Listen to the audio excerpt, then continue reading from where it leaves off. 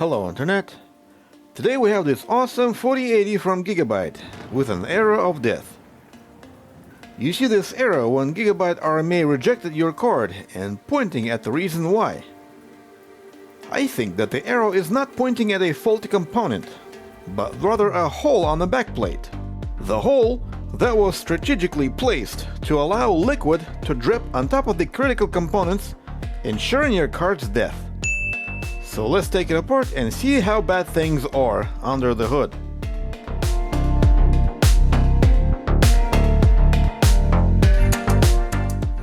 Before I do any visual inspection, I want to make sure I don't have any shorts in any of the major power rails. And since everything is looking okay, let's power the board and check for voltages. Looks like 12 and 5 is all we have, and the board is not pulling much power as a result. So let's look on the back of the board where the arrow was pointing at, and there. We have some corrosion buildup around the chip. One sure way to fix the corrosion damage is to either reflow all of the affected components or replace them, depending on their condition. Oftentimes resistors and capacitors suffer the most of the damage, but small chips like this are not so much. But regardless, I removed the chip just in case so I can assess the possible damage of the pins on the board. In this case, pins are okay, but the resistors are all bad, which means I'm gonna have to identify their values using this board view and find a suitable replacement in my holy book of resistors.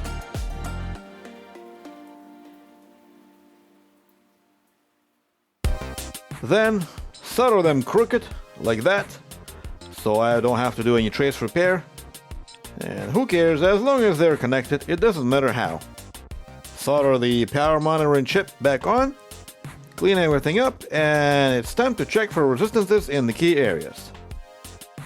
The power monitor chip is, as the name suggests, monitors main powers, 12 volt in this case.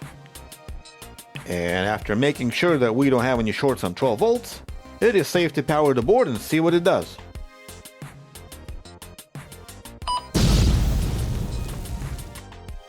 Looks good on this side. Now let's look at the voltages, and we have 1.8, 1.2, PEX, memory, and core. Perfect. Now let's boot the card and see if it posts. There. It does not post. No problem. Let's clean the HDMI port with some contact cleaner and try again. There. I am the one. It works. Quickly go into Windows and run some small load to make sure that all the powers are monitored correctly. Assemble the card and run all them good old hairy donut. Thank you for watching. Hopefully this was educating.